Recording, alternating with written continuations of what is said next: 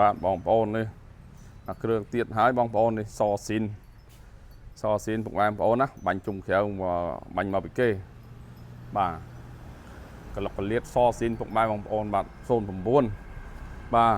អេមកបងប្អូនសាច់ដែកនេះកលុកកលៀតណាអត់តាន់ប៉ូលីបងប្អូនប្រឡាក់ទៅសម្អាតឡប៉ុងបាទដោះសម្អាតពូកពុកម៉ែបងប្អូនបាទនេះ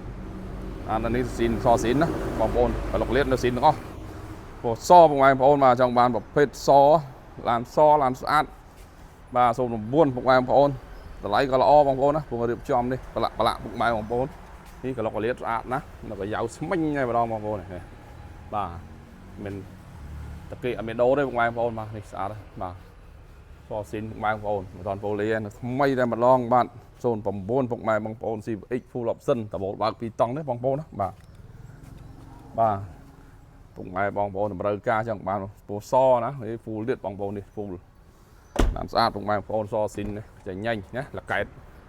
តែមើលនៅបងប្អូននេះសស៊ីនណាបាទនេះបាញ់យើងបាញ់អត់មានចឹងទេហើយតនប៉ូលីទេបងប្អូនណានៅស្អាតបាទពុកម៉ែបងប្អូនរើការចង់បានពណ៌សណាឆ្នាំទៅទៀបល្មម09បាទតម្លៃក៏ល្អបាទកំភ្លេចឃ្លាំងសុំឲ្យលាបយើងខ្ញុំពុកម៉ែបងប្អូនបាទទៅរៀបចំតនហើយបាទតែ2ថ្ងៃទៀតស្អាតភ្លឹងពុកម៉ែបងប្អូនបាទតម្រូវការអញ្ជើញមកមើលបានណាបងប្អូនណាបាទអរគុណបាទអរគុណបងប្អូនទាំងអស់គ្នាបាទ